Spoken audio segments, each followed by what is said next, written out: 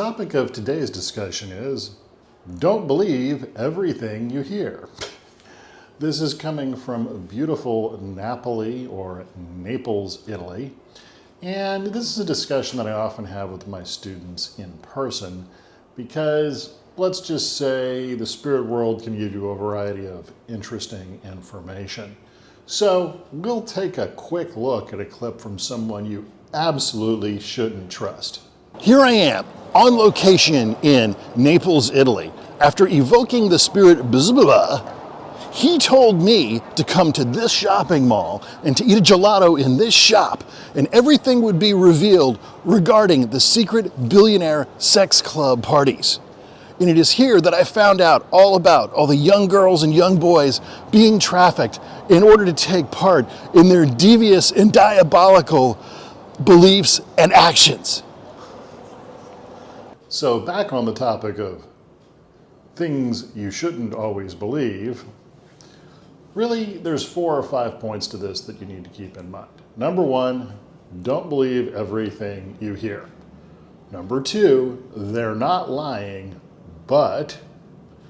Number 3, vet everything you hear. Number 4, never risk anything you can't afford to actually lose. And number 5, don't second guess yourself once you've already started. So, the first part is pretty simple and easily demonstrated by the satirical video that you just saw. Some people you shouldn't believe.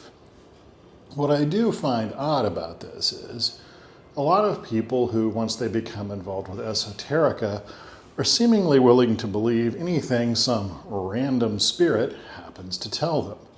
This is, in a word, insanity.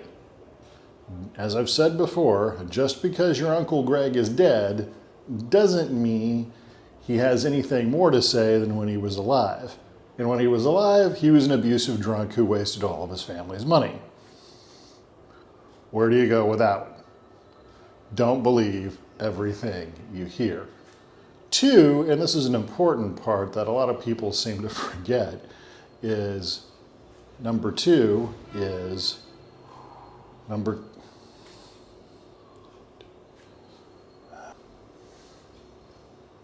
Item number 2 is they're not lying, but. Something that tends to get left out when you're dealing with people who believe in conspiracy theories or who are just looking to be contrary is the fact that not everybody is completely wrong all the time. There's some truly horrible people out there who are absolutely right about select issues. They're just not right about the things that are actually important.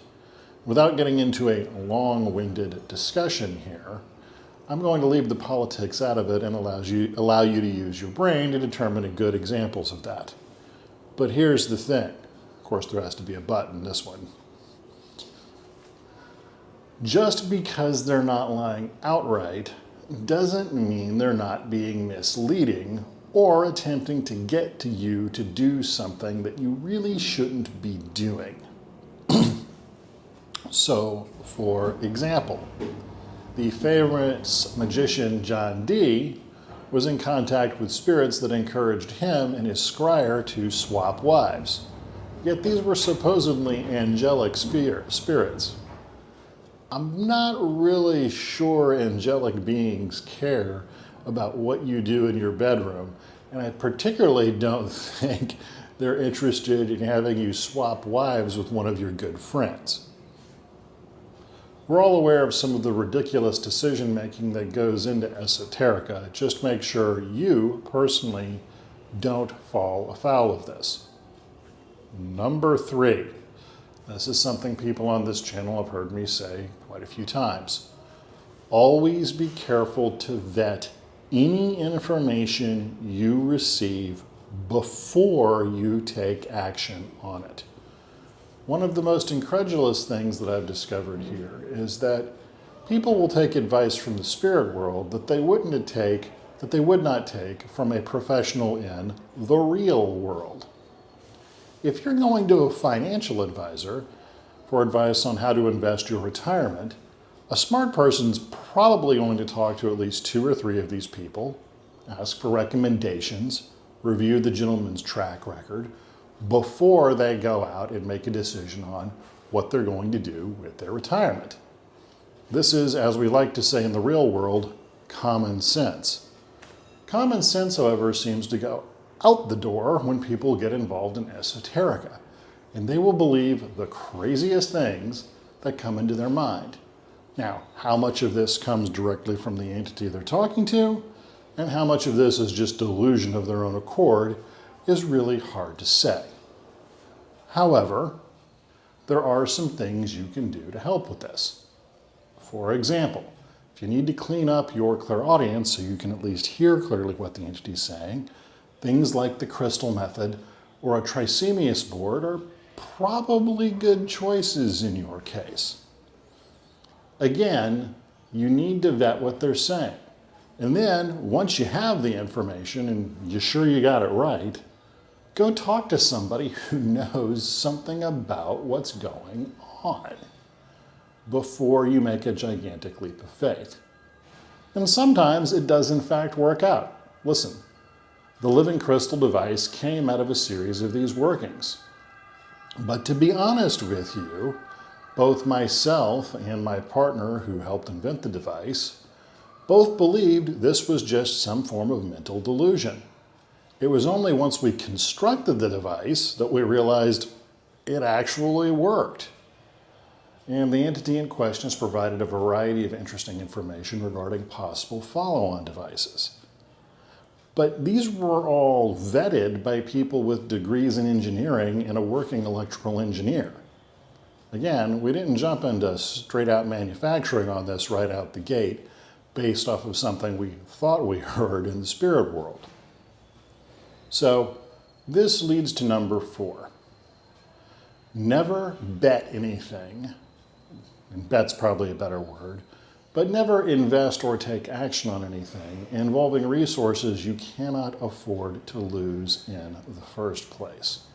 And there are many examples of people in the more physical terrestrial realm, particularly in financial markets, who let their ego get a hold of them and they end up losing everything.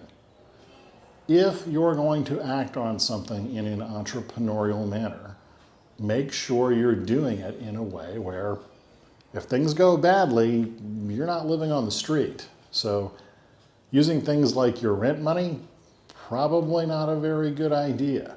And again, I say this as someone who's seen a lot of people make mistakes in this regard.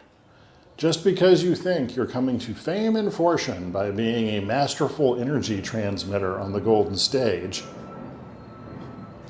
the reality may prove very different. So you probably shouldn't quit your job at Goldman Sachs making £500,000 a year before you take up energy transmission work full-time as a way of making a living.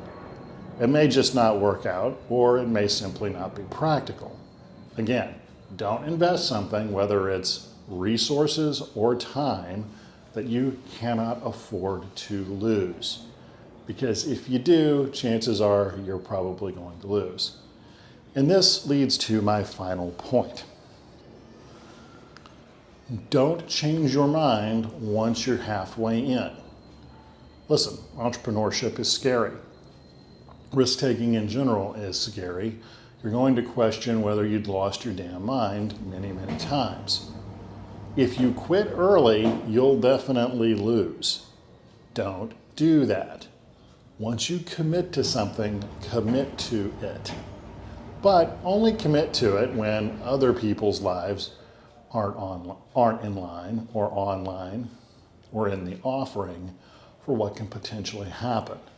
If you're going to take risks, it's only fair that you take risks for yourself. Don't take risks for other people. And by that I mean, don't involve other people in this if they're not directly and overtly signed up to what's going on. Ignoring the fact that it's not fair, it will generate a lot of bad karma for you if you force people's involvements in things against their will. This is what you're taking on, not someone else.